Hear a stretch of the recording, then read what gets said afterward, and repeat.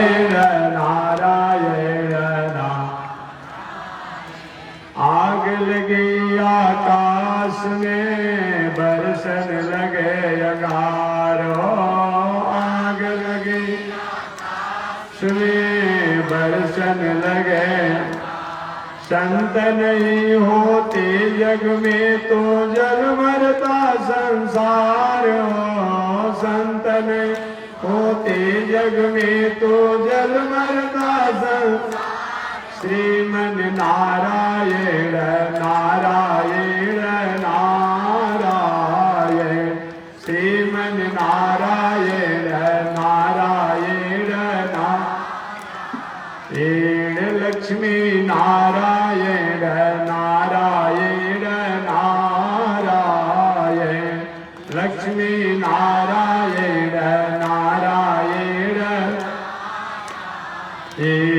तनी देखी रघुनाथ जी हमारी ओरिया। तनी देखी रघुनाथ जी हमारी या। तनी ताकी रघुनाथ जी हमारी ओरिया। तनी ताकी रघुनाथ जी हमारी। बगसर में आके रवा तरकाक मरनी। बगसर में आके रवा तरकाक मर। गौतम नारी अहिल्याक तरनी। गौतम नारी अहिल्याक तर। तन देखी रघुनाथ जी हमारी ओरिया। तनी देखी रघुनाथ जी हमारी ओरिया। तनी ताकी रघुनाथ जी हमारी ओरिया। तनी ताकी रघुनाथ जी हमारी या। श्रीमन नारायण नारायण नारायण श्रीमन नारायण नारायण नारायण लक्ष्मी नारायण नारायण नारायण लक्ष्मी नारायण नारायण नारायण। बोलिए श्री लक्ष्मी नारायण भगवान की पावन धाम की। हरि ओम। शांति शांति शांति। अनंताचार्य कृपया वेदांत द्वयपारगम रामकृष्णांग्रि सद्भक्तम विश्वक्सेन मुनिं भजे। काषायं यज्ञसूत्रम् शुचिवपुषि तथा चोर्ध्वपुण्ड्रं च बाले। यस्यास्ते दक्षहस्ते कलिकुमतिगिरीन्द्रेन्द्रवज्रं त्रिदण्डं। संसाराग्नि प्रशान्त्यै भृतजलममलं दारुपात्रं पवित्रं। श्रीविश्वक्सेन सूर्य पदकमलयुगं श्रेयसे संश्रयामि। लक्ष्मीनाथ समारम्भां नाथयामुनिमध्यमाम् अस्मदाचार्यपर्यन्तां वन्दे गुरुपरम्पराम्। नारायणाय विद्महे वासुदेवाय धीमहि तन्नो विष्णु प्रचोदयात्। महालक्ष्म्यै च विद्महे विष्णुपत्न्यै च धीमहि तन्नो लक्ष्मी प्रचोदयात्। तन्नो लक्ष्मी प्रचोदयात्। परमाराध्य श्री लक्ष्मी नारायण भगवान प्रातः स्मरणीय पूज्य आचार्य श्री के जुगल चरणों में कोटिशः नमन एवं भगवत भागवत आचार्य कैंकर्य पारायण महानुभाव। अभी आप अयोध्या प्रयाग हरिद्वार से आए हुए, बक्सर से आए हुए पीठाधीश्वर धर्माचार्य द्वारा अपनी कथा श्रवण की हो। चलिए उसी कड़ी में मेरा विषय मानव जीवन में अगर कथा न हो तो हमारे जीवन में प्राप्त साधन संसाधन सुविधाएं हमारे लिए बोझ बन जाती है, हमारे लिए भार बन जाती है। हमने कथा को त्याग दिया, बहुत बड़ी ऊंचाई और बहुत बड़ी गरिमा को प्राप्त करने के बाद भी हमने उस साधन, उस पद, उस गरिमा से अपने जीवन को लाभान्वित नहीं किया। अगर हमने कथा को अपने जीवन से जुड़ा तो हमारे जीवन में मुश्किलें तो आई, लेकिन वह समस्या ही समाधान का कारण बनी। इतिहास गवाह है, आपने सुना होगा, जिस लंकापुरी को प्राप्त करने के लिए लंकेश रावण ने क्या नहीं किया, तपस्या से लेकर के संग्राम युद्ध से लेकर क्या नहीं किया, फिर भी उसके प्राप्त साधन जो है उसके लिए समस्या बन गई, संकट बन गई, जिसके कारण वह अनिति अन्याय अधर्म की पद पर, मार्ग पर अग्रसर चलते ही रहा। सुग्रीव जी महाराज के जीवन में समस्याएं तो अनुभव हुई, भाई द्वारा शासित कर दिया गया और पद को भी छीन लिया गया, परंतु कथा सत्संग की तरफ उद्देश्य लक्ष्य ठीक होने के कारण जो काश कभी विभीषण की सोच भी नहीं पाए होंगे कि हमें भी लंकापुरी का राजा होना पड़ेगा, वह लंकापुरी सहज उन्हें प्राप्त हो गई। एक कहीं न कहीं कथा का नाम आता है। पिछले दिन मैंने निवेदन किया था, कथा तो लंकेश रावण ने भी सुना, लेकिन कथा सुनकर कथा का अवज्ञा किया। कुछ लोग सुनते तो हैं, लेकिन सुनकर उस कथा का, उस सुनाने वाले का प्रतिकार करते हैं, अवहेलना करते हैं, अपमान करते हैं, तिरस्कार करते हैं। लंकेश रावण को कथा सुनाने के लिए पहले लोग जो होंगे, लेकिन भगवान श्री राम की वन यात्रा के समय से लेकर लंकापुरी पहुंचने तक 4 लोगों ने विशेष रूप से कथा सुनाई। किसी की कथा को लंकेश ने सुना नहीं, बल्कि हंसी में अपमान कर दिया, तिरस्कार कर दिया। प्रमाण स्वरूप सबसे पहले हनुमान जी गए थे कथा सुनाने के लिए। हनुमान जी कथा सुना रहे हैं, लंकेश बिगड़ा हुआ नहीं, तुम उस उच्च कुल खानदान के हो, उस गौरव को, उस गरिमा को तुम याद रखो। तुम उस उच्च कुल खानदान की यशस्वी अपने आप वीर हो, जो कि तुमने काश कभी जमराज पर भी अपना विजय प्राप्त किया। तुम अपने स्वरूप को याद करो, तुम अपने संस्कृति को याद करो, तुम अपने वंश परंपरा को याद करो।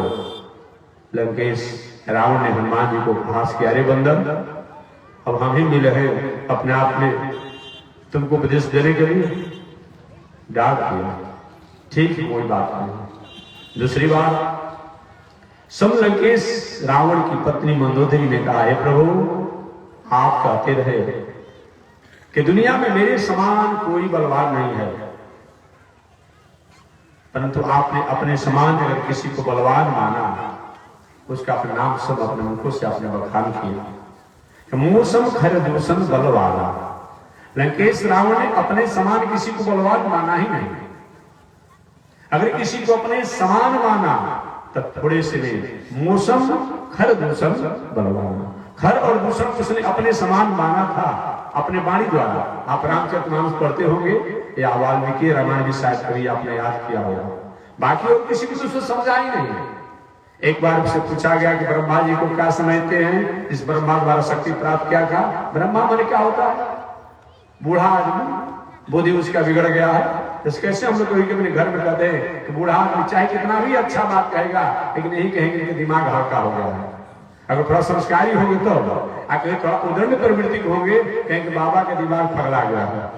फिर कहते हैं हम लोग भले वो नहीं पागल हो, लेकिन यही सिर्फ देख दे करके उनकी सारी बातों को हम उपहास में हंसी उड़ा देते हैं।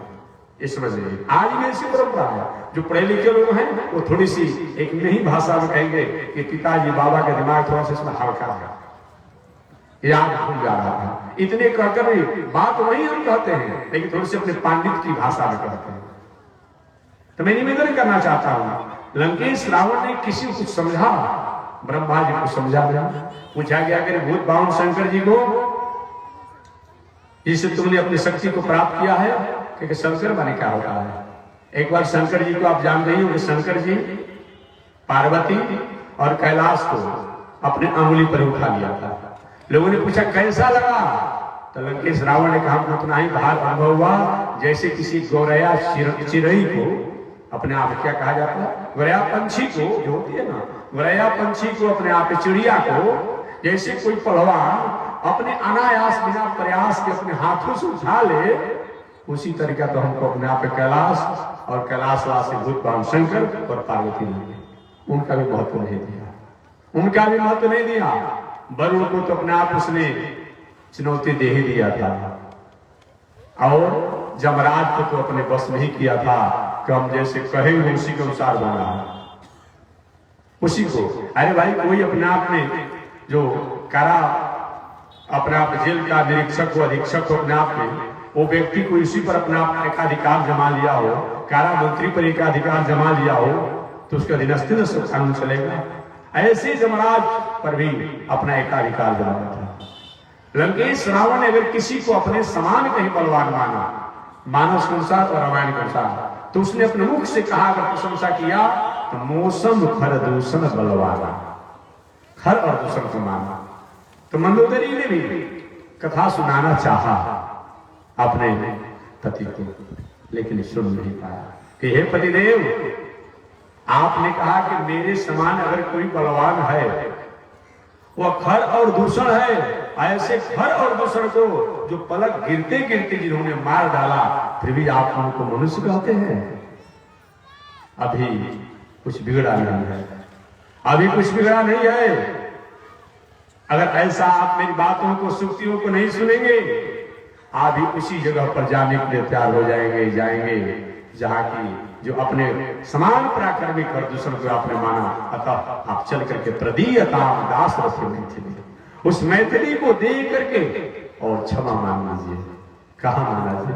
हंसते हुए मंदोदरी कह रहे, भीरू भयभीत हो रही हो, मेरे भय से जो जमराज डरता है, मेरे भय से जो कुबेर और वरुण डरते हैं, भला मेरे भय से इंद्र डरते हैं।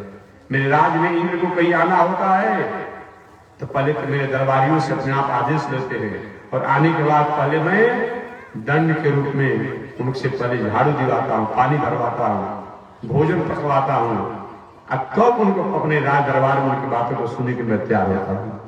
जो असंतुलन व्यक्ति होता है, किसी प्रकार से, किसी कारण से धन संपत्ति पद प्रतिष्ठा अगर प्राप्त कर लेता है, तो अपने से सम्मानित लोगों को वो क्रोध करना चाहता है, ये उसका स्वभाव होता है। परंतु जब बड़े लोग किसी पद प्रतिष्ठा सम्मान को प्राप्त करते हैं, तो उस गरिमा को मानकर हमेशा अपने आप में सहजता और सरलता को प्राप्त करते हैं। ये भी ध्यान दीजिए। ये बताया उसने इस तरह से मंदोदरी को भी हास्य भी समझा करके उसकी बातों को नकार दिया। तीसरा उपदेश देने के लिए विभीषण जी आए। विभीषण जी इस समय हनुमान जी लौट कर जब चले गए कि भैया इस हनुमान, इस बांदर ने आकर हमारी लंकापुरी की 1/4 वीरों को, 1/4 स्थितियों को सब तहस कर दिया। वो कोई सामान्य कोई बांदर नहीं है। जब उसका एक दूत में ताकत है, वो कितना बलवान होगा। अब से भी कम से कम मान जाइए और शरारत कर लिया जाए। विभीषण जी के बातों को सुनकर के रावण ने अपने आप में लातों का पराग, अरे नालायक कुलकलंकी, हमारा खाता है, हमारे शत्रु की अपने आप प्रशंसा करता है, निकल जाओ। तात लात मुझे रावण, लातों से प्रहार किया। ऐसा विभीषण जी ने भगवान श्री राम से कहा है कि हे तात, हे स्वामी, हे मालिक, मेरा वो भाई था, बहुत स्नेह था, प्रेम था, लेकिन मैंने उसको सुंदर और मंगलमय संदेश दिया, लेकिन हमको लातों से प्रहार किया। चौथा वो कथा कौन सुनाने गए? अंगद जी, जिसमें द्वंद्व युद्ध चल रहा था रामदूतों में और रावण सेनाओं में। उस समय अंगद जी कहे, लंकेश अभी भी कुछ बिगड़ा नहीं है, मेरे पिताजी से तुम्हारी मैत्री थी, उस मैत्री के नाते मैं यही कहना चाहता हूं कि जिस मेरे पिता ने अपने अतुलित बल को प्राप्त करने वाले जो तुम्हारे जैसे वीर को भी अपने कांखों में दबा कर 6 महीना तक रखना पड़ा, ऐसा बांदर अजबाली अपने आप में था। रावण को समझता था कुछ नहीं अपने आप में, अतः अपने आप में आप चल कर राम की अपने आप शरण में चले जाइए, अन्यथा मेरे पिता जिस गति को प्राप्त किए है उस स्थिति को आप भी प्राप्त करेंगे। अंगद को डांटते हुए कहा, तुम इतने बड़े वीर का नाम बताया, तुम्हें तो शर्म आनी चाहिए, पानी चुल्लू भर पानी में डूब करके मर जाना चाहिए। इतना बड़े यशस्वी पराक्रमी का पुत्र बताते हो और अपने आप में मेरे मित्र का तुम पुत्र बतलाते हो, और ऐसे कायर नाम कि अपने आप तुम सहयोगी सेवक बने हुए हो, धिक्कार है, अपने कुल को कलंकित कर रहे हो। अंगद को भी अपमान कर दिया, कथा नहीं सुना, जिसका परिणाम क्या हुआ? स्वर्णमयी लंकापुरी में चली गई, देखते देखते चली गई। मानव जीवन में अगर हमारे पास साधन संसाधन हो, सुविधा हो, और अगर हमारे जीवन में कथा सत्संग संस्कार सभ्यता और संस्कृति न हो, तो साधन संसाधन तो रहते हैं, आएंगे, लेकिन जाने में भी देर नहीं लगेगी। इतिहास गवाह है, मैं प्रमाण स्वरूप में लंकेश रावण का नाम बताया। भगवान द्वारिकाधीश अपने परिवार के लोगों को भी कथा सुनाए, यही कथा हमारी चलती रही।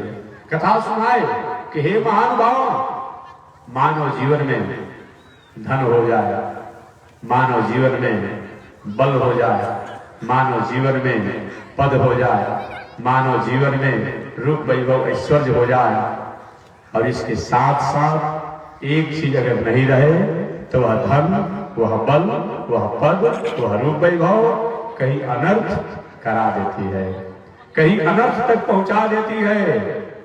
वह कौन एक चीज है?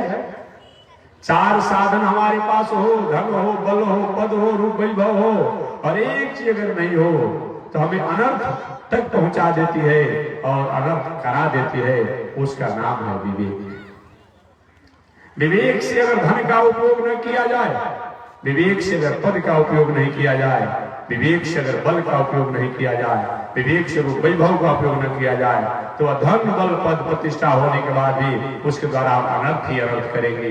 इस तरह भगवान ने अपने परिवार के लोगों को समझाया। परिवार के लोगों ने भगवान श्री कृष्ण की कथा को नहीं सुनी, सारी दुनिया ने कथा को सुन ली। आज यही कारण है, भले और किसी को कोई माने या न माने, लेकिन पूरे विश्व जो है, आज पूरा विश्व आज जो है भगवान श्री कृष्ण योगेश्वर के श्रीमद् भगवत गीता को आज भी सराहना करती है, आज भी सराहना करती है। आज भी हमारे भारतीय विचारों में, भारतीय सरकारी प्रणाली में और किसी तंत्रों को माने या न माने, इस पर किसी प्रकार का ऑब्जेक्शन है, लेकिन आज भी हमारे प्रशासन के द्वारा अपना प्रशासन जो होता है, शासकीय लोग जो होते हैं, वहां भी गीता का श्लोक जरूर लिखे देते हैं।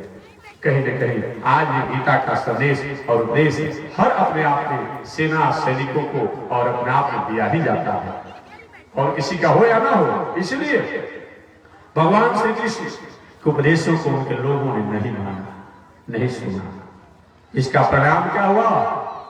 भगवान के रहते और उनके देखते देखते उनका परिवार अपने आप में सर्वस्व अपने को समाप्त हो गया, कोई रोक नहीं पाया।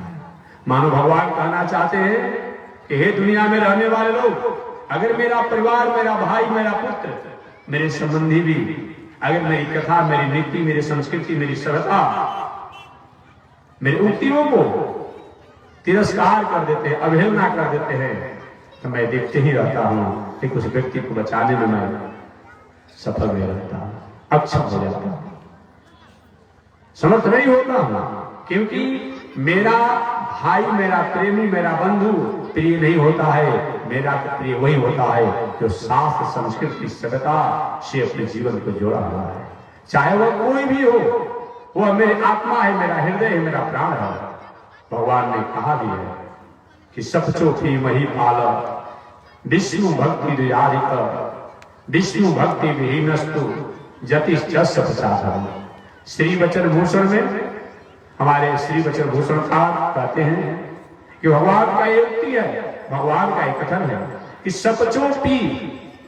सपचोपी माने किसी जमाने में, किसी काल में एक ऐसी वंश परंपरा थी जो के लोग कुत्ते के मांस को भी पका करके और खा जाते थे। आज तो कुत्ता के बाद छोड़िए ना, ये दुनिया में जितना जीव है, ये दुनिया का सबसे अगर नैतिकता किसी का गिरा हुआ है तो मनुष्य का भी गिरा हुआ है। माछी से लेके, मच्छर से लेके, मछली से लेके, सुअर से लेके, कुत्ता से लेके, बिलार से लेकर के, मान सबको अगर खाता है कोई तो अपने सियार से लेकर के उनको खाने वाला है तो मनुष्य ही खाता है। अगर कहीं कुछ बिगड़ा हुआ है, कितना बिगड़ गया संसार, ये कहने की बात है, कितना बिगड़ गया है। कहां तक हमारी नैतिकता खो गई, कहां जाकर नैतिकता हमारी भूल गई, भटक गई, ये बताने की बात नहीं है। हम सब लोग जान रहे हैं, सब लोग अपने स्वरूप में, अपनी संस्कृति में हैं। अगर किसी का बिगड़ा हुआ है नैतिकता तो मानव की नैतिकता बिगड़ा हुआ है, मानव की नैतिकता बिगड़ा हुआ है। अगर हरास किसी का है तो मानव का हरास है। साधन संसाधन तो हमारे पास हो गए हैं, साधन संसाधन संपन्न हो गए हैं, लेकिन हमारा संस्कार, संस्कृति और नैतिकता का आज हरास हो गया है। इसलिए हमारे जीवन में न सुख है, न शांति है, न आनंद है, कुछ भी नहीं है, क्योंकि हमने अपने नैतिकता को खो दिया है। आज नैतिकता को खोने का ही तो कारण है कि हम और आप इस संसार में रहने के बाद भी, जगत में रहने के बाद भी हर जगह अशांति अशांति, उपद्रव में अपने जीवन को जी रहे हैं। भगवान ने उपदेश देना चाहा, अपने परिवार के लोगों को नहीं माना। अचानक भगवान एक दिन अपनी सुधर्मा नाम की सभा में भी उपदेश संदेश दिए। वो भी लोगों ने कुछ सुना, कुछ नहीं सुना, कुछ माना, कुछ नहीं माना। एक दिन जंगल में भी गए अपने आप में, और जंगल में जाकर के अपने आप में उन्होंने वहां भी अपने आप में उपदेश देना चाहा, लेकिन वहां भी लोगों ने नहीं सुना। लौट कर भगवान आ गए, और लौट कर जब आए अपने आप में, तो आने के बाद उन्होंने विचार किया। प्रयास करने के बाद भी, हमारे आपके प्रयास करने के बाद भी, हमारे आपके बहुत श्रम और बहुत विवेक बुद्धि को लगाने के बाद भी, समझाने के बाद भी अगर उसमें सफलता नहीं होती है तो अपने आप में समझना चाहिए कहीं न कहीं परमात्मा तो शायद ऐसी नियोजित नहीं है। भगवान ने अपने परिवार के लोगों को समझाने का प्रयास किया, लेकिन परिवार समझ नहीं पाया। एक दिन भगवान के परिवार के लोगों ने विचार किया कि प्रभु द्वारिकाधीश इस समय सबसे अधिक संत महात्मा शास्त्र और संस्कृति की दुहाई देते हैं, तो क्यों न संत महात्मा शास्त्र और संस्कृति का परीक्षा लिया जाए।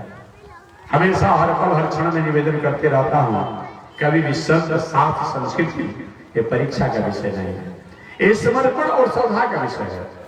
संत शास्त्र संस्कृति ये परीक्षा का विषय नहीं है, ये समर्पण श्रद्धा का विषय है। अगर इसकी जब जब भी परीक्षा ली गई और जब जब परीक्षा ली जाती है तब तो राष्ट्र का समाज कहीं न कहीं उथल पुथल और कहीं होता है।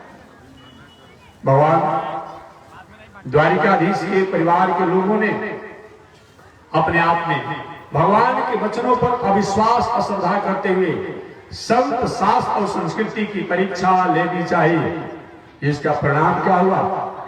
एक दिन वे लोग पिंडार क्षेत्र में चले गए। देखिए शास्त्र की उक्ति है कि अन्य क्षेत्रे कृतम पापम तीर्थ क्षेत्रे विनश्यति, तीर्थ क्षेत्रे कृतम पापम वज्रलेपो भवति। बताया गया है हमारे आपके द्वारा अन्यत्र कहीं किसी प्रकार के दोष पाप अपराध अगर होता है तो तीर्थ क्षेत्र में जाने से अपने आप में क्या होता है, समाप्त होता है। और तीर्थ क्षेत्र कृतम पापम वज्रलेको भवति, लेकिन तीर्थ क्षेत्र में अगर हम जाकर के कोई हमारे द्वारा पाप हो जाता है तो व्यक्ति उसका एकमात्र अपने आप में दंड भोगना और दूसरा कोई उपाय नहीं है। ये जान लेगा। अन्य क्षेत्रे कृतम पापम तीर्थ क्षेत्रे विनश्यति, तीर्थ क्षेत्रे कृतम पापम वज्रलेको भवति बताया गया है। वह वज्रलेख के समान हो जाता है, अर्थात भोगना पड़ता है। कोई रोक नहीं पाएगा। याद रखिएगा। यही बताया हुआ क्या हमारे भगवान श्री कृष्ण के परिवार के लोग। देखिए जब भी याद रखिएगा, जब भी कहीं किसी अच्छे काम में किसी को अगुवा कर देखा जाता है, जब भी तो कहीं न कोई बड़ा आदमी का ही कोई न कोई परिवार सदस्य होता है। और कहीं किसी प्रकार के गलत कर्मों में किसी को अगर देखा जाता है, उसका भी अगुवाई करने वाला कोई न कोई अपने आप में बड़े लोग ही होते हैं, चाहे प्रत्यक्ष हो व अप्रत्यक्ष हो, चाहे परोक्ष हो या परोक्ष हो। ये बताया गया। आगे नहीं, इतिहास गवाह है, इतिहास गवाह है अपने आप में।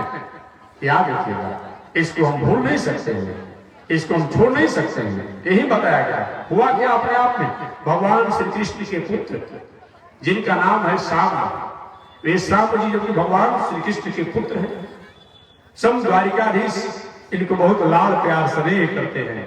ऐसे शाम जी एक दिन अपने मित्र मंडली से विचार किए कि मेरे पिताजी हमेशा संत महात्मा शास्त्रों को दुहाई देते हैं, तो क्यों न संत महात्माओं को परीक्षा ले लिया गया।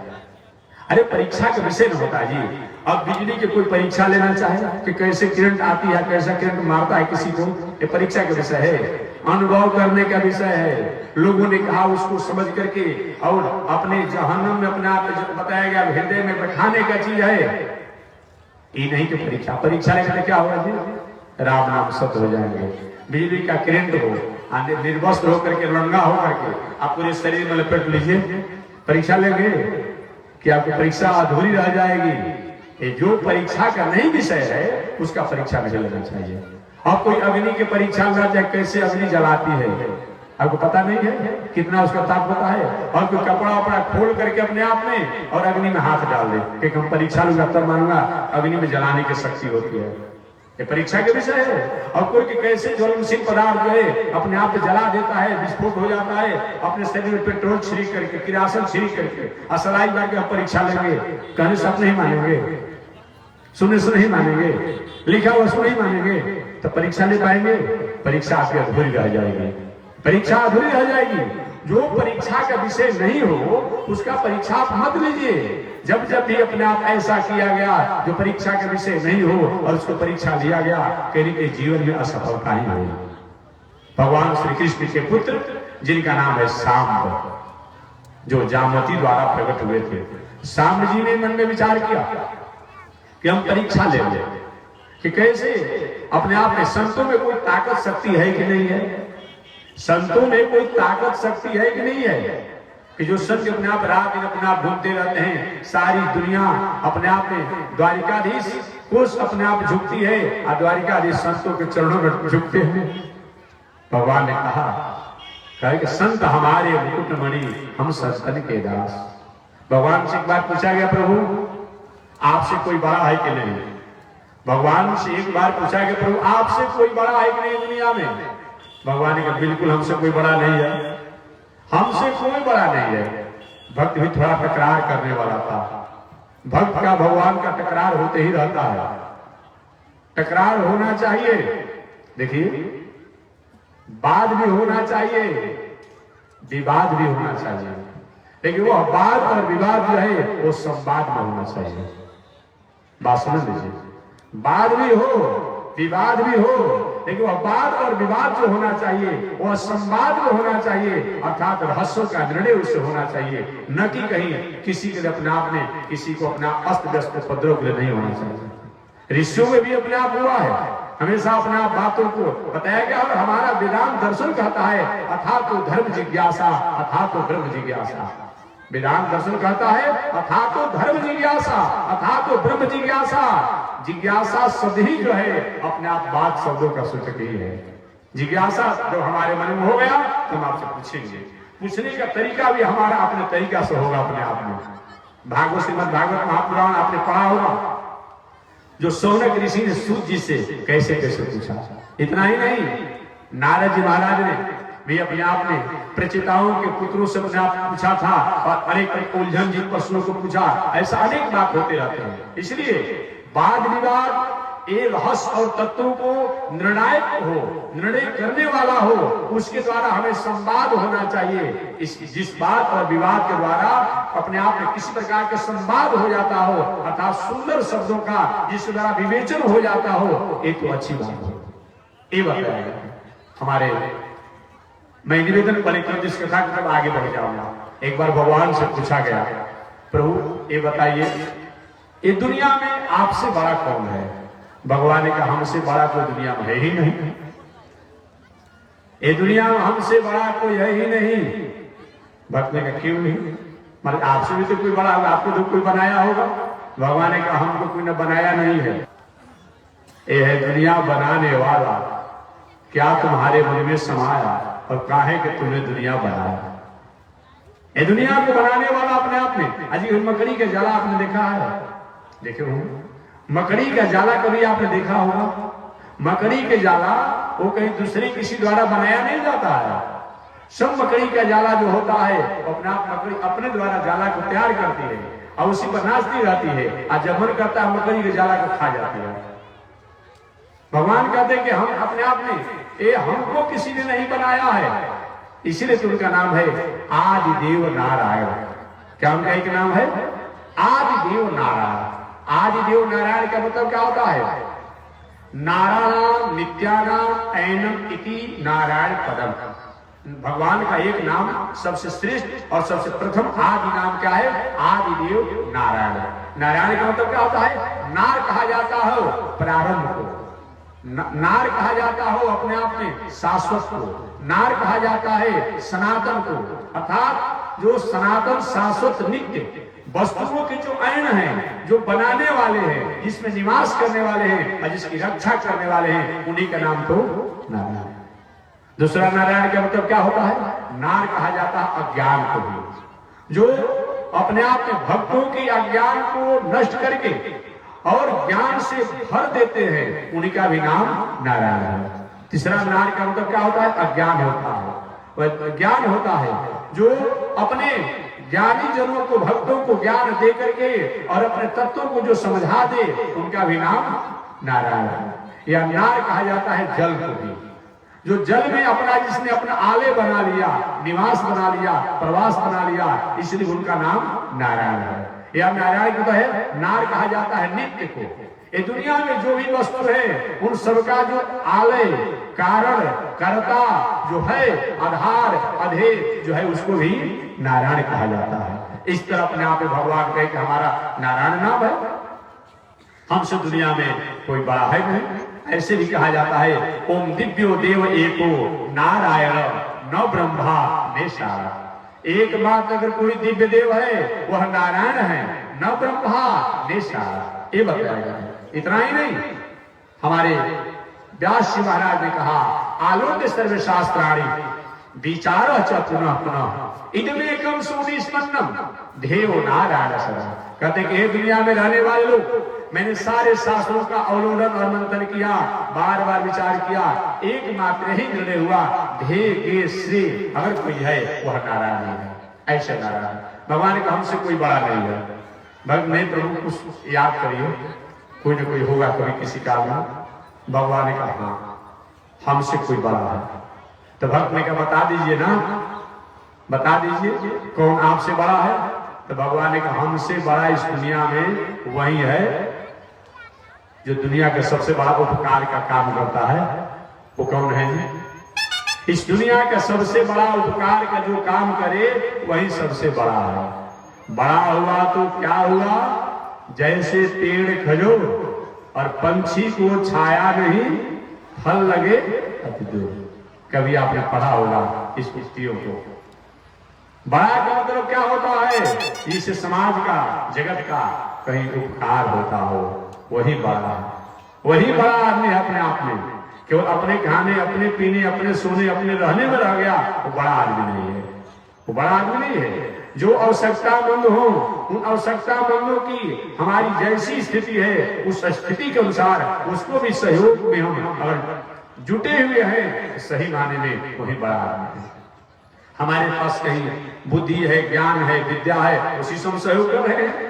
हमारे पास धन है, उसी से हम सहयोग कर रहे हैं। हमारे पास बल है, निर्बलों को उसी तरह सहयोग कर रहे हैं। हमारे पास पद है, उसी से हम सहयोग कर रहे हैं। उसी को बड़ा कहा गया है। केवल अपने आप अपने खाने में और अपने पीने, अपने सोने में अगर कोई रह जाता है, वो व्यक्ति बड़ा नहीं है। भोजन तो चूहा भी करता है जी, भोजन तो चूहा भी करता है, कुत्ता सियार भी करते हैं, क्या वो बड़ा है? और चालाकी की बात करें तो चूहा जितना खिड़की का दरवाजा के घर बना देता, बनाएंगे क्या? कितना इंजीनियरों को रुपया पैसा देना पड़ता है, कहां से कहां निकल जाता है, कहां से क्या करता है। चालाकी की बुद्धि की बात करेंगे तो चूहा से कम चालाक है क्या? आप बहुत काम करते थे, गेहूं को रखते हैं कुल्ला में, दाल को रखते हैं जी, आप चावल को रखते हैं जी, और चूहा क्या करता है? धान के गेहूं के बाले को काट कर रख देता है कि न सरेगा न गलेगा। कितना चालाक है जी। उस बुद्धि में तो आप सब आगे हैं। इसलिए बताया गया है कि अपने आप में बड़ा वही आदमी हो जो कि सही, जिसके द्वारा समाज का, राष्ट्र का कहीं बड़प्पन का काम किया जाए। भगवान ने कहा कि इस दुनिया में बड़ा वही है जो बड़ा काम करता है। ये बात दूसरे की नहीं है। नारद जी ने ही पूछा, नारद जी ने ही पूछा, प्रभु एक दुनिया में नारद जी जैसा तो दूसरा तो भक्त भी नहीं हो सकता है। अब भगवान से कहीं टकराहट करने का, कहीं अपने आप में कहीं कुछ कहने का अधिकार रखते हो तो नारद जी रख सकते हैं। नारद ने पूछा, प्रभु ये दुनिया में सबसे बड़ा आदमी बता दीजिए। भगवान ने कहा बिल्कुल कोई नहीं है। बार बार जब नारद जी आग्रह किए तो भगवान ने कहा एक तो है, ये दुनिया में बड़ा वही है जो बड़ा काम करता है। तो नारद जी, प्रभु तो आप ही बता दीजिए ना, क्योंकि आपके पास सभी प्रकार का पैमाना है, आंकड़ा है, कौन दुनिया में सबसे बड़ा काम करने वाला है। तो भगवान ने कहा कि पृथ्वी देवी, इस पृथ्वी से दुनिया में बड़ा उपकारक कोई नहीं होगा। बात भी सच है। ये दुनिया में जितना भी सोने से लेके, खाने से लेके, पीने से लेके, उठने से, बैठने से, जागने से, जो भी हम काम करते हैं, खेती, व्यापार, नौकरी, अध्ययन, अध्यापन, फैक्ट्री, कल, ऊर्जा, जो कुछ भी हमारा है सब पृथ्वी पर ही करते हैं। लोग शंका से लेकर, पैखाना से लेकर सब काम पृथ्वी को होता है। कितना बड़ा उपकार है जी। इसलिए सुबह सुबह जगने के बाद हर मनुष्य को अधिकार होता है कि जिसके द्वारा इतना बड़ा उपकार हो रहा हो और उसको उपकार को याद करके हमसे यहां तक भी नहीं सफल रहा है कि सुबह सुबह जगने के बाद कम से कम पृथ्वी माता को प्रणाम कर ले। साधारण कोई व्यक्ति अगर थोड़ा सा आपको दो चार का सहयोग कर देता है, जब भेटाता है अपने आप में उसको दंड प्रणाम सलाम करते हैं। रास्ते में जा रहे हैं, किसी ने आप एक कप चाय पिला दिया तो हमेशा उसकी नेकी और नेकी को भूलते नहीं है। जिस पृथ्वी माता ने इतना आपको नेक और नेकी किया जी, हम श्रेष्ठ अगर कोई बड़ा है वो पृथ्वी माता है। अतः सुबह सुबह जगने के बाद हर मनुष्य को एक कर्तव्य होता है अपने आप में कि सुबह जग करके बिना स्नान किए ये भी अपने सैया को त्याग करें, पृथ्वी माता को प्रणाम कीजिए। और प्रणाम करते समय अगर मंत्र आवे तो ठीक है, और नहीं आवे तो भावना करिए कि हे पृथ्वी माता समुद्र वसने देवी, हे पृथ्वी माता समुद्र ही आपका, समुद्र जो है ये समुद्र के जल जो है, हे पृथ्वी माता यही आपके वस्त्र हैं, वस्त्र हैं, इसी से तुम ढकी हुई हो। समुद्र वसने देवी पर्वत अस्तर मंडले, हे पृथ्वी माता ये पर्वत जो है, चाहे विंध्य पर्वत हो, सिवेरु पर्वत हो, हिमालय पर्वत हो, जो भी पर्वत हो, ये पर्वत अस्तर मंडले, ये पर्वत ही जो है आप हमारे जैसे संसार के प्राणियों, जीवों को अपने आप में भरण पोषण करने के लिए इस अपने आप पर्वत से एक जल अपने आप झरने के रूप में, नदी नालों के रूप में होता है। इसे अनेक प्रकार के फल फूल इत्यादि उपज होते हैं। ऐसे अगर जल नहीं होते, ये माताएं तो एक समय निर्धारण होता है कि 2 वर्ष 4 वर्ष 5 वर्ष तक अपने दूध का पान करा करके अपने बच्चों को हिष्ट पुष्ट करती है। लेकिन पर्वत जो है इनके जल द्वारा, इनके झरनों से निकले जल द्वारा, नदी नालों द्वारा अपने आप में जब तक हमारा श्वास रहता है तब तक अपने आप में हम अन्न फल फूल इत्यादि को स्वीकार करते हैं। हे पृथ्वी माता ऐसे पर्वत अस्तर मंडले, इस पर्वत द्वारा हम बच्चे अपने आप में पलित पोषित होते हैं।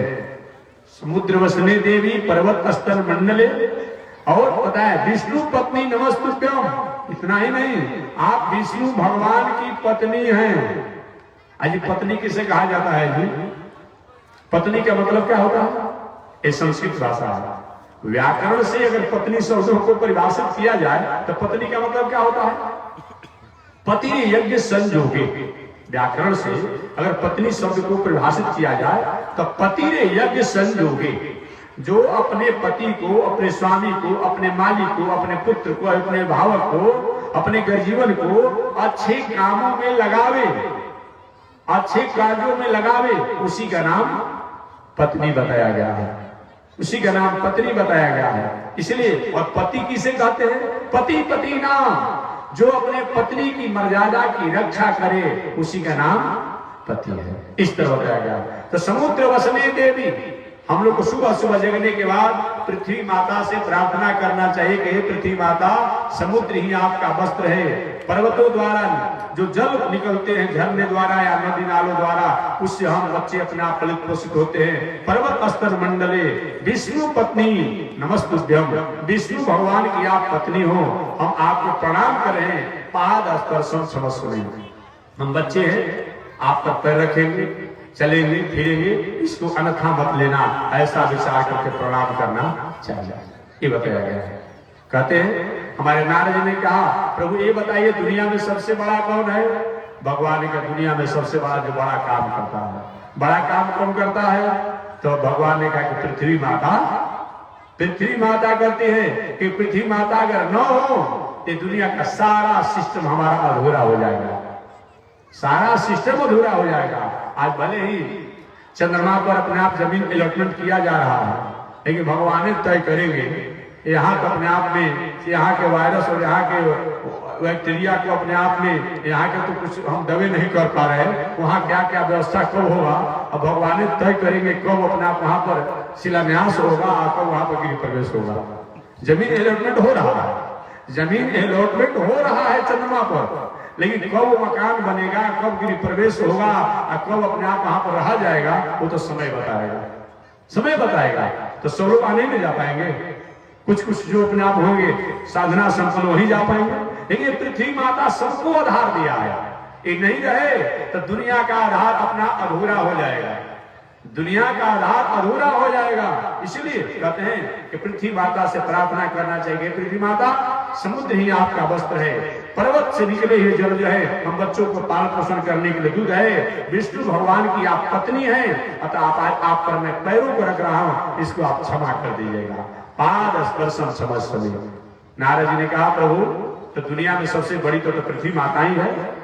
भगवान ने कहा सबसे बड़ी तो वही है, क्योंकि दुनिया में इसके जैसा उपकार कहीं नहीं देखा जाता। उपकारी दुनिया में बहुत हो सकते हैं, लेकिन पृथ्वी माता जैसा उपकार करने वाला दुनिया में ऐसा कोई नहीं देखा जाता है। तो नारद ने कहा ठीक है मैं मान लूं, आज से हम तो समझते थे कि आप ही सबसे दुनिया में बड़े हैं, लेकिन प्रभु आपने अपने मुंह से जब कह दिया, मुख से कह दिया कि हमसे भी बड़ा अगर कोई है तो पृथ्वी माता है, क्योंकि इनके द्वारा उपकार होता है, चलिए मैं मान लिया। आगे भाग नहीं नारद, पृथ्वी से भी कोई बड़ा है। नारी को महाराज अभी आपने कहा कि पृथ्वी से कोई बड़ा ही नहीं है, अब तीसरा बड़ा कौन होगा बता दीजिए उसको भी, वो कौन बड़ा है? भगवान ने कहा पृथ्वी से भी कोई बड़ा है जो पृथ्वी को भी अपने पर धारण किया हुआ है। अच्छा तो कौन है महाराज? उनका नाम है शेषनाग जी। थोड़ा सा श्वास इधर उधर करते हैं, पृथ्वी डगमगाने लगती है, अपने आप भूकंप हो जाता है, वो अपने आप में बड़े हैं। चलिए मैं मान लिया उनको भी, वो बड़े हैं। नहीं नारद, उन शेष जी से भी कोई बड़ा है। अच्छा महाराज वो कौन बड़ा आ गया अगला? कहीं वो शेष जी अपने आप से भी बड़ा वो है, जिन शेष को अपने गर्दन पर हाथों में लपेटे रहता है। कौन है? भूत भावन शंकर जी लपेटे रहते हैं, वो बड़ा है। अच्छा महाराज ठीक है, चले भी मैंने मान लिया कि शंकर जी ही बड़े हैं। नहीं, उन शंकर जी से भी कोई बड़ा है। महाराज वो कौन है अपने आप में? कि उसका नाम है, इन शंकर जी को, पार्वती को, कैलाश को अपने अंगुली पर जिसने उठा लिया था, वो है लंकेश रावण। लंकेश रावण है जो उनको भी अपने आप में उठा लिया था। नारी के महाराज आप एक एक बड़े आदमी बताते चले जा रहे हैं, एक ही बार आप अंतिम तय कर दीजिए ना, कौन बड़ा है? नहीं नारद, उस लंकेश से भी कोई बड़ा है। महाराज वो कौन बड़ा है? ऐसे लंकेश रावण जो शंकर जी पार्वती और कैलाश को अपने अंगूठे को उठा लिया था, जिन शंकर जी ने शेष को अपने हाथों में गर्दन में लपेटे रखते हैं और ऐसे शेष पृथ्वी को जो धारण करते हैं, उन लंकेश से भी बड़ा वो है जो लंकेश रावण को 6 महीना तक अपने कांख में दबा कर रखा था। बांधा राजा बांधा। अच्छा बैठाओ बालक को खिलौना कराओ, कहाँ से तुम खरीद के ले जाते हो? बस 10 करने के लिए कल से समझ क्या कीजिए। हाँ उधर जो बेचने वाला दुकानदार खिलौना उसमें समझाई तो मीना बाजार मत करो, जो बाहर जो बेच रहा है उसको समझाइए। ठीक है, उस बालक क्या कर रहे छोड़िए, बालक का दोस्त है जो बेच रहा है दुकान का आगे के बाहर, बाबू ऐसा मत काम करो। हाँ जो बाहर दुकान या होगा चले जाओ अपने गाँव पर, ऐसा मत करो। कथा करना 1 घंटा बोलना उसमें भी। तो मैं निवेदन करना चाह रहा था, इस तरह अपने आप में वो शेष जी से बड़ा अपने आप में कौन हो गए? शंकर जी। और शंकर जी से बड़ा कौन हो गए? लंकेश रावण। और रावण से बड़ा कौन हो गए? बानरराज। भगवान ने कहा नारद नहीं उस बानरराज बाली से भी कोई बड़ा है। अरे महाराज उससे कौन बड़ा हो गया बता दीजिए। कि जो कि पलक गिरते गिरते भर में जिन्होंने अपने बाणों से मार डाला। इतना पराक्रमी जो बानरराज बाली था, उसको लव निवेश परिमाण जुग वर्ष कोटि शतचंड अभजसी रे मन राम को काल जास को, ऐसे को पलक गिरते गिरते जिन्होंने मार डाला, वो अपने आप राम है। तो नानी प्रभु जब आप ही बड़े हैं तो इतना घुमा कर क्या कह रहे हैं? आपको सीधी सीधी कह देना चाहिए कि हमसे दुनिया में बड़ा नहीं है, ये तो पहले से नहीं कह रहा हूं, लेकिन आपने इतना घुमा कर बताया। अपने को बड़ा करना था, इतना घुमा कर आप बता रहे हैं कभी को हमसे दुनिया में कोई बड़ा नहीं है। भगवान का नहीं नारद मेरी बातों को सुनो पड़ेगा। ऐसे अपने आप में जो उस बानरराज बाली को ही पलक गिरते गिरते जिन्होंने मार डाला, वह भगवान श्री राम अपने आप साकेतवासी। ऐसे भी भगवान श्री राम अपने भक्तों के हृदय में 4 आंगुल के हृदय में आकर के चपक जाते हैं, रुक जाते हैं। मम हृदय वास निवास करो बताया गया है ना। ऐसे भगवान जब तक भक्त चाहता है अपने हृदय में उनको बैठा करके उनको भागने नहीं देता है। अतः भगवान से बड़ा कोई है तो भगवान का भक्त है। इतने विशाल भगवान हैं, उनको भी अपने हृदय में, अपने दिल में, अपने दिमाग में, अपने बुद्धि में उनको रोक करके बैठा करके रखता है। अतः सबसे बड़ा कौन है? अपने आप में भक्त है, भक्त है। ये बात बताया गया। भगवान कहते हैं मैं अपने भक्तों को कभी त्याग नहीं करता हूं, अपने परिवार इत्यादि को त्याग कर देता हूं, अपने सज्जन बंधु को त्याग कर देता हूं, राज को भी त्याग कर देता हूं, लेकिन कभी भी अपने भक्तों को त्याग नहीं करता हूं। ये भगवान का वचन है। हमारे द्वारिका वासी सभी भगवान द्वारिकाधीश के वचनों को सुने तो, लेकिन उनकी बातों को यकीन नहीं किए। एक दिन उन सभी द्वारिकावासियों ने भगवान के वचनों पर अविश्वास अश्रद्धा करते हुए द्वारिका में आते, भगवान के दर्शन करते, प्रणाम करते, रुकते, भगवान के ठीक है जाइए अपना भजन कीजिए, भगवान की आज्ञा मानकर चले जाते। पुनः कुछ दिनों के बाद लौट कर पुनः आ जाते, क्योंकि आज्ञा हो जाती भगवान को जाने चले जाते, पुनः लौट कर आ जाते। ऐसे उद्देश्यों का तारतम्य लगा हुआ था। वे पिंडारक क्षेत्र में रुके हुए थे, पिंडारक क्षेत्र में अपने आप में रुके थे। अचानक वही भगवान का पुत्र जिसका नाम शाम, जो जामवती द्वारा प्रकट हुआ था, एक दिन उसने विचार किया कि पिताजी संत महात्मा शास्त्र की बहुत बड़ा प्रशंसा और प्रशस्ति करते रहते हैं, स्तुति करते रहते हैं, परीक्षा ले ली जाए। और परीक्षा लेने के लिए क्या हुआ भाई, कौन परीक्षक बनेगा? तो मैं पुनः कहा था कि जब भी कोई अच्छा काम होता है उसका अगुआ बड़े लोग होते हैं, जब भी कोई बुरा और निंदा काम होता है उसका भी कहीं न कहीं किसी साइड से कोई बड़ा घर का कोई बड़ा ही आदमी होता है, चाहे उसका परिवार ही हो। अब हुआ कौन परीक्षक बनेगा? भगवान श्री कृष्ण के पुत्र शाम कह रहे कोई नहीं बना तो हम बन जाएंगे। एक कहीं परीक्षा लेने में थोड़ी सी गलती और सावधानी भी हो जाएगी तो हम द्वारिकाधीश के पुत्र हैं, क्षमा मांग लेंगे। हे महात्मा जी, हे संत लोग, हे महानुभाव, अरे कुछ भी हो, लेकिन मेरे पिता का ही तो ध्यान करते हैं, मेरे पिता के ही तो अपने आप का आप सुरक्षित है, क्षमा मांग लेंगे, क्षमा मांग लेंगे। आप कहीं अपना नहीं, अपना परीक्षा में कहीं हम लिए और उसमें सफल हो गए तो सफल हो गए, जिनके परीक्षा लिए असफल हो जाए तो आकर कहेंगे द्वारिका के पिताजी जितना रोड साफ झोड़ा साफ जितना महात्मा है सबको आप दंड प्रणाम करते रहते हैं और दूसरा कोई अब काम नहीं है। इसी उद्देश्य को लेकर के भगवान श्री कृष्ण के पुत्र जिनका नाम सांब है वो क्या कि हम परीक्षक बनेंगे। कैसे परीक्षक बनोगे भाई, कैसे परीक्षा लिया जाए? सांब जी के सुनो हमको स्त्री बना दो, साड़ी पहना दो, दो हाथ का घूंघट कहवा दो।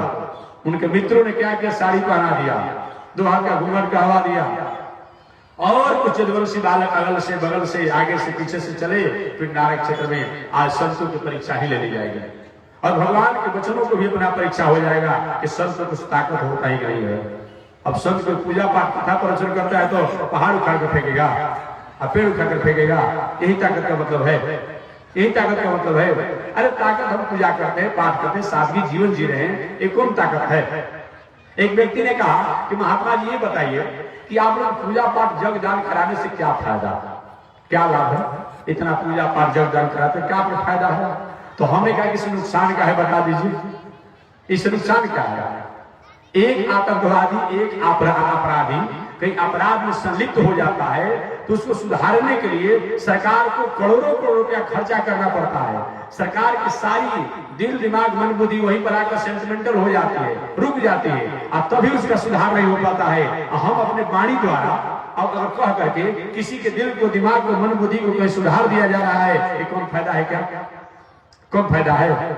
हम कौन शेयर मार्केट थोड़ी चलाते हैं कि आपका लाभांश खाता में आ जाएगा? नहीं नहीं, इसको कौन फायदा मत मानिए।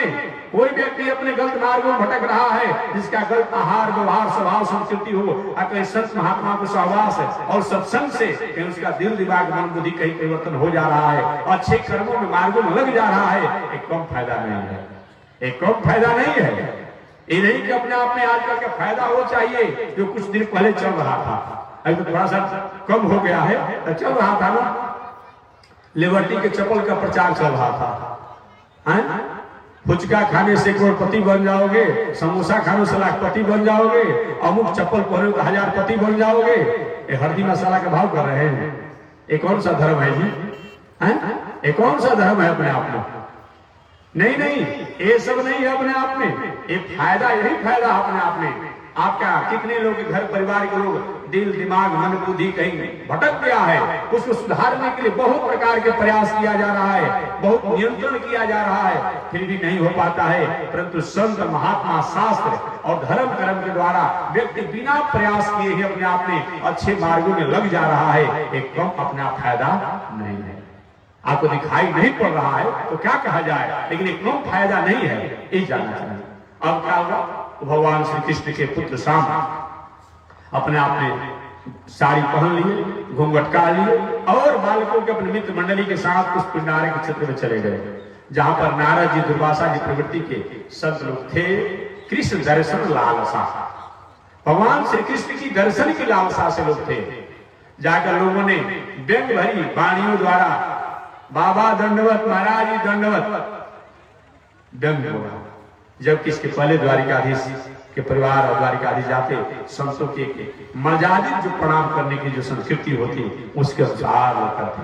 व्यंग भरी बाड़ी में कहा, महाराज जी पूरा दुनिया में नाम आप ही लोग का चमका हुआ है, कहीं भी है आप ही लोग का नाम है, आप ही लोग जानते हैं। अरे कुछ जानते होते हैं, वर्तमान भविष्य के बारे में कुछ जानते हैं? संतों ने कहा हम संत है, हम क्या जानेंगे, हम तो पूजा पाठ भजन भाव करने से हमको समय नहीं मिलता है कि हम दूसरा कोई बात जाने। नहीं महाराज कुछ तो बताना पड़ेगा आपको, हर जगह आप ही लोग का नाम है, कुछ बताना पड़ेगा। महात्मा लोग मौन ही रहे।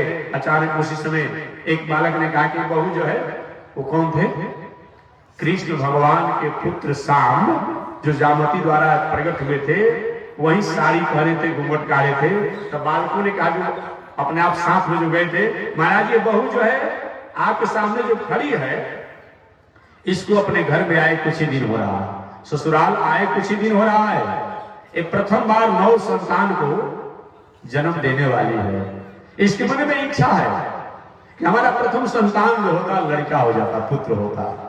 आप लोग बहुत बड़े अनुभवी त्रिकालदर्शी संत हैं, चारों तरफ आप लोग का नाम चमका हुआ है। महाराज बता दीजिए ना, इसको पुत्र होगा कि पुत्री होगी?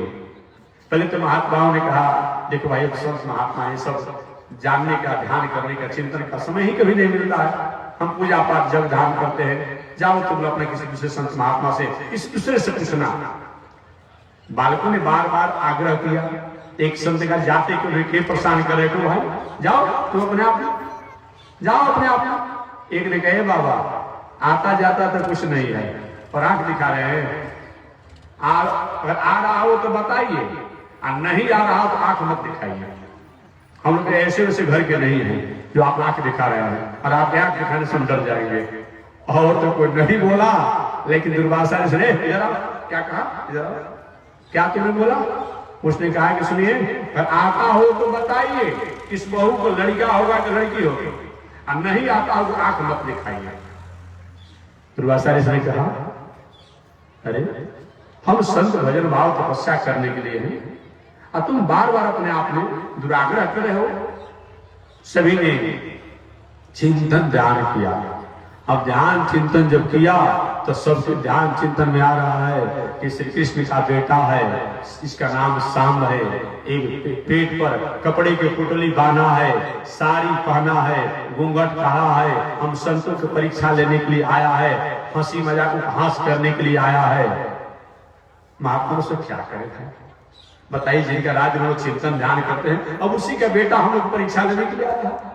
यानी कि शरण में संत महात्मा धन अपने आप में, संत महात्मा शास्त्र संस्कृति अपने आप में रक्षित होता है। अब उन्हीं का परिवार ऐसा करेगा, अब दुनिया में संत लोग कहाँ जाएंगे, शास्त्र कहाँ जाएगी, संस्कृति कहाँ जाएगी?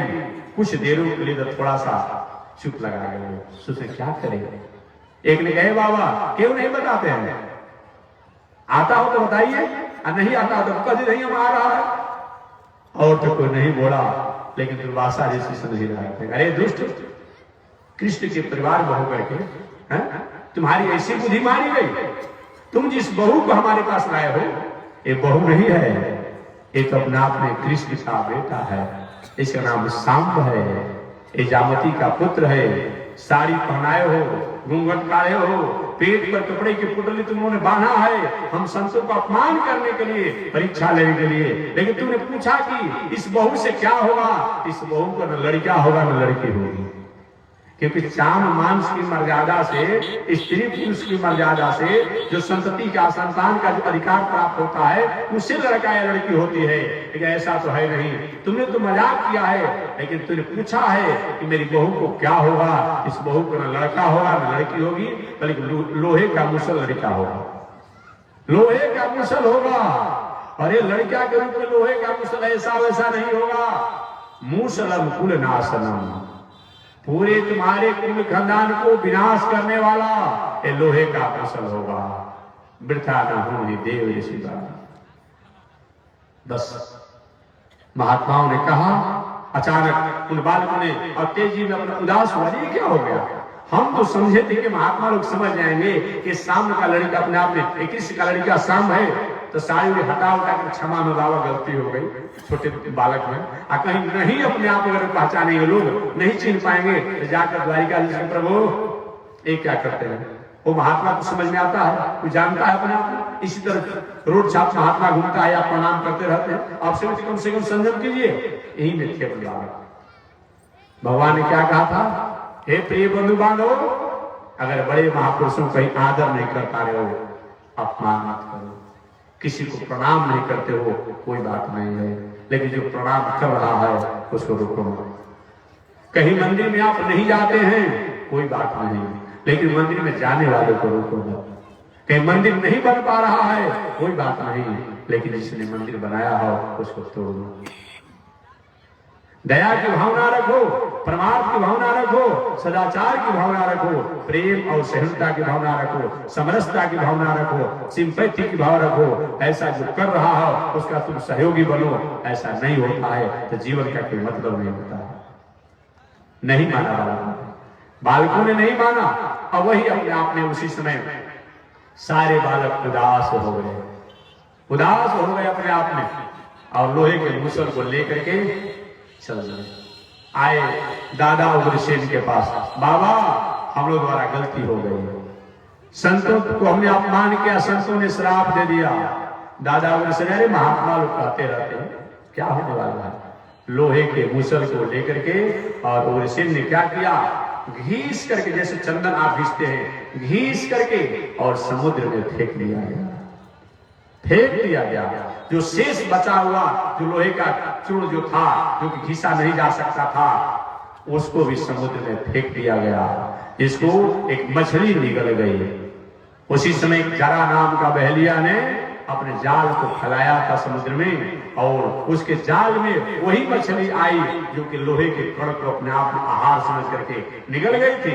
वह जरा नाम का बहेलिया ने मछली को तो अपने व्यवहार में ले लिया अपने घर, और उसके पेट में लोहे का जो कण जो था उसी को अपने बाण पर सजा करके रखा, कोई अच्छा शिकार करेंगे। बाद में वही कथा विकने, बाद में वही अंत में जब अपने आप जो मनुष्यों का विनाश का कारण जब हुआ, तो वही वो अपने आप जरा नाम का बहेलिया का बाण भगवान श्री कृष्ण के शरण भी अपने आप में उसने मारा। ये कथा आप लोग पढ़े होंगे, सुने होंगे। अभी तो प्रसंग चलते हैं। श्राप हो गया। जो लोहे के मुसल को घीस करके जो समुद्र में फेंका गया था, वो एरक नाम का घास बन गया। जैसे खरपात होता है ना, देखने में कितना सुंदर है, लेकिन थोड़ा सा असावधानी होती तो हाथ गोड़ पड़ जाता है इससे। ऐसे एरक नाम का घास हुआ और वह तेज धार वाला हुआ। बताया गया इस तरह पूरे द्वारिकापुरी में उदासी हो गई, किसी का मन नहीं लग रहा है। हमारे जीवन में कहीं भी किसी प्रकार के अपचार और अपराध जब हो जाते हैं, दुनिया के लोग कहे या न कहे, लेकिन मन में हमेशा उदासी रहती है, खिन्नता रहती है। देखिए आप किसी प्रकार गलत कर्मों में, गलत आचरण में, गलत स्थिति में अगर होते हैं, भले दुनिया के लोग न कहें, लेकिन मन में उदासी बनती है। एक व्यक्ति ने हमसे एक बार पूछा था, हमेशा मैं उसका उत्तर देते रहता हूँ हर जगह। लोग पूछते महाराज जी धर्म कर्म क्या है, पूजा पाठ क्या है, ये पूछने की बात नहीं है। धर्म क्या है ये पूछने की बात नहीं है। सब जानता है लोग कि मानव जीवन में क्या धर्म होता है। एक बेईमान आदमी, हमेशा मैं कहता हूँ, एक बेईमान आदमी जो जिला का सबसे बड़ा बेईमान हो, जिला का सबसे बड़ा बेईमान हो हर तरीका से, लेकिन वो भी व्यक्ति चाहता है कि हमारा मुंशी, मैनेजर, कर्मचारी जो नौकर चाकर होता, वो जिला का सबसे बड़ा ईमानदार होता। यही तो धर्म है, यही तो धर्म है। अगर बेईमानी करना ही धर्म होता, अपने से अधिक बेईमान को अपना मुंशी, मैनेजर, कर्मचारी रखता। इसे मालूम पड़ता है कि बेईमानी करना धर्म नहीं है। अब क्या बता रहा है, किताब के धर्म तो सब आप लोग जानते हैं। इतना ही नहीं, एक बहुत बड़ा भ्रष्ट आदमी, आचरणों से घिरा हुआ व्यक्ति जो है, रात दिन दूसरे की बेटी बहू को अपने आप में दूषित करते रहता है, गलत निगाहों से देखता है। वो अभी व्यक्ति चाहता है कि हमारी बेटी बहू पर किसी की गलत निगाहें नहीं पड़े, न हो। यही तो धर्म है, यही तो धर्म है। अर्थात किसी की बेटी बहू के प्रति हमारी गलत निगाहें न हो, यही तो धर्म है। अगर ऐसा होता तो क्या करता, वो अपने आप में सब दूसरे के प्रति गलत निगाहें हैं, वो हनुमान चालीसा भी पढ़ना चाहिए, जग उपने तीर्थ व्रत भी करना चाहिए, लेकिन इसके साथ साथ आत्मन प्रतिकूलाने परेशान न समाचरे। वह आचरण, वह व्यवहार, वह कर्म जो आपके लिए प्रतिकूल हो, आपके लोगों के लिए प्रतिकूल हो, परेशान और दूसरे के साथ भी वह आचरण और व्यवहार नहीं करना, इसी का नाम धर्म है, इसी का नाम धर्म है। आपको कोई धोखा देता है, आप परेशान हो जाते हैं, नाराज हो जाते हैं, तो दूसरे को भी चूना मत लगाइए, दूसरे को भी धोखा मत दीजिए, इसी का नाम धर्म है। ये बताइएगा। तो मैं निवेदन करना चाह रहा था, पूरे द्वारिकापुरी में उदासी हो गई, पूरे द्वारिकापुरी में अब किसी का मन नहीं लग रहा, किसी का मन नहीं लग रहा है। सब लोग उदास हैं, सब लोग अपने आप में उदास में, इतने उदासी में हैं कि मत पूछिए। एक दिन भगवान श्री कृष्ण के ही निजी अपने आप स्वजन, जिनको आप लोगों ने कृतवर्मा और सात्विकी का नाम आपने सुना होगा। महाभारत में सात्विकी पांडवों के पक्ष में था, तो महाभारत में कृतवर्मा कौरवों के पक्ष में था। ये दोनों बहुत बड़े वीर थे।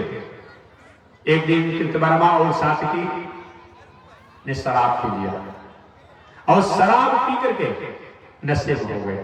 कल आपसे भी मैंने बताया था, कितनी इसकी अपने आप में होती है स्थिति, वो हमें बताना नहीं है, जो उसकी भोगी होंगे वो समझते होंगे। कुछ तो लोग अपना मौसम बनाता भी है और कुछ पीने के बाद मौसम बन भी जाता है। हा? कुछ लोग तो अपने आप में मौसम बनाते भी उस समय किसी को गाली दे कुछ बोल देंगे, कोई कहे भाई थोड़ा नशा में है इसलिए, कुछ लोग मौसम बनाते हैं और कुछ लोग मौसम बन भी जाता है। कृतवर्मा और सात्विकी दोनों शराब पी लिए अपने आप में, और शराब जब पी ली कृतवर्मा और सात्विकी दोनों, तब पीने के बाद अपने आप सात्विकी ने कहा, अरे कृतवर्मा, कृतवर्मा कौन है? जो महाभारत संग्राम के समय कौरवों के पक्ष से युद्ध लड़ा था। और सात्विकी कौन है? महाभारत संग्राम में पांडवों के पक्ष से युद्ध लड़े थे। तो सात्विकी ने कहा शराब के नशा में, अरे कृतवर्मा, महाभारत संग्राम में जो भी अपने आप में कौरवों द्वारा हुआ वह अन्याय हुआ। अन्याय हुआ। जिस अभिमन्यु छोटा अवस्था में बालक था, उसको मारने के लिए बड़े बड़े महारथी लोगों ने अपने आप को उसमें सम्मिलित हुआ, अन्याय हुआ है। इतना ही नहीं, द्रौपदी के साथ जो भी हुआ यह भी अन्याय हुआ। इसलिए उन कौरवों के नाम लेने पर पाप लगेगा, कौरवों के नाम लेने पर पाप लगेगा। कृतवर्मा ने कहा, अरे सात्विकी, उन पांडवों को तुम बोलता है?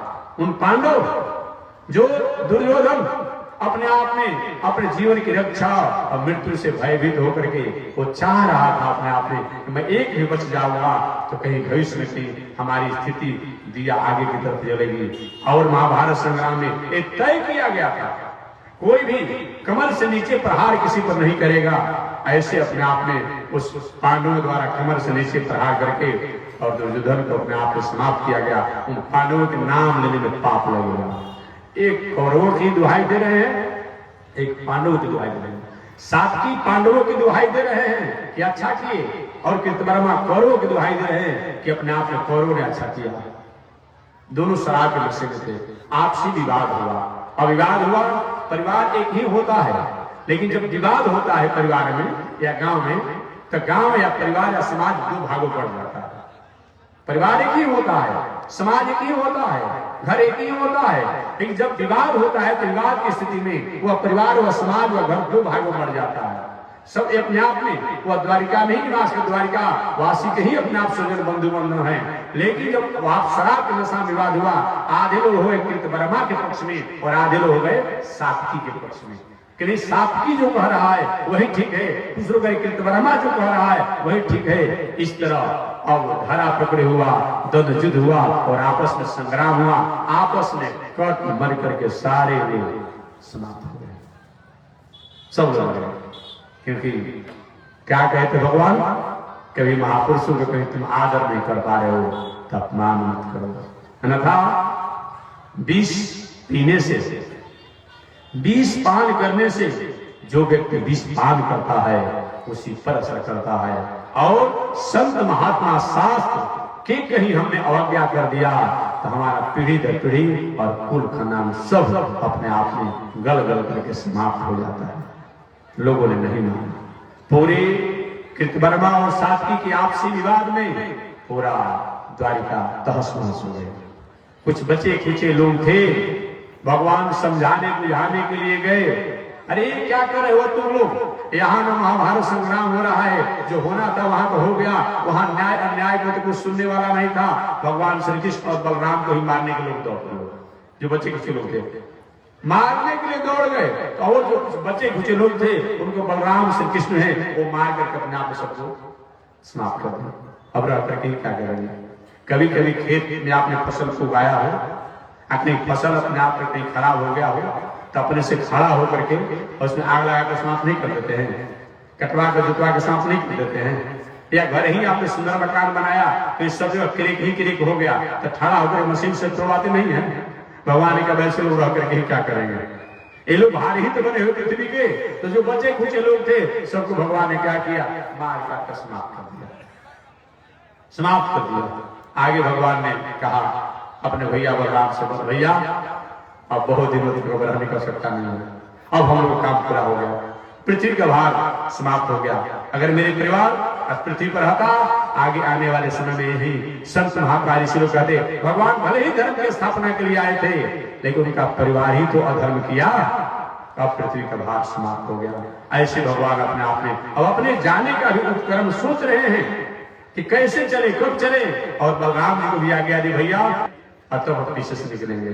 इस तरह अब द्वारिका पूरी उदास हो गई है, कहीं किसी का मन नहीं लग रहा। पूरे द्वारिका पूरी उदासी है। सोने का वह द्वारिका पूरी मानो लोगों को, जो बचे कुछ लोग हैं उनको काटने के लिए धा रही है। किसी को खाने में, पीने में, बोलने में मन नहीं लग रहा है।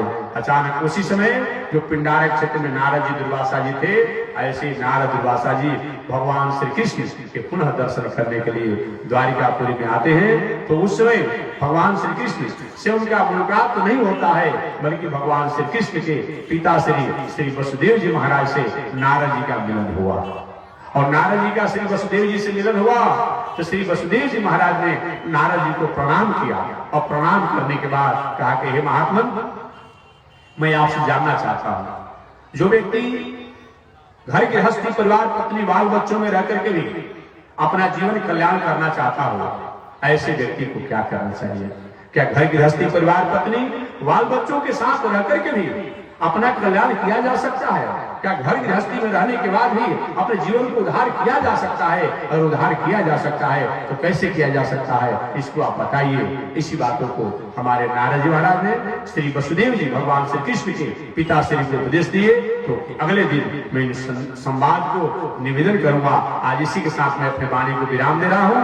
आज नारद जी को द्वारिकापुरी में छोड़ देते हैं श्री वसुदेव जी के पास, और कल देखते हैं वसुदेव जी नारद जी का कैसे अभिनंदन करते हैं और कैसे अपने आप वसुदेव जी प्रश्न करते हैं। उनका प्रश्न का उत्तर किस तरह से नारद दे रहे हैं, शिष्य चर्चा अगले दिन। आज इसी के साथ वाणी विराम।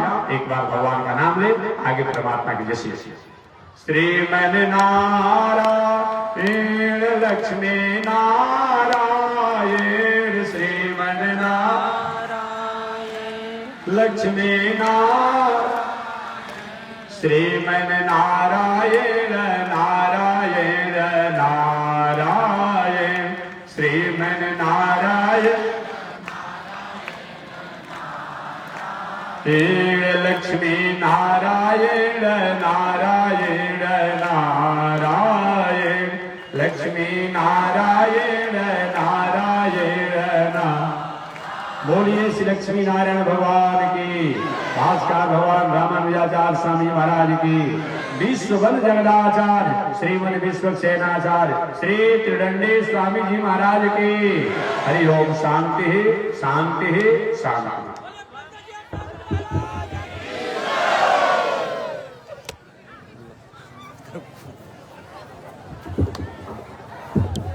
ओम चंद्रमा मनसो जात शिक्षो सूरजो अजायत, श्रोत्राद्वायुष प्राण सम्मुखादग्निरजायत, श्रीशते लक्ष्मी सवज्ञावहोरात्रे, पार्श्वे नक्षत्राणि रूपमस्मिनो व्यातम्, इस निगाढ़ो मयि गाढ़ सर्वलोकं मयि गाढ़। लक्ष्मी नारायण भगवान की, भास्कर भगवान रामानुजाचार्य स्वामी जी महाराज की, श्री त्रिदंडी स्वामी जी महाराज की। हरि ओम। शांति शांति शांति।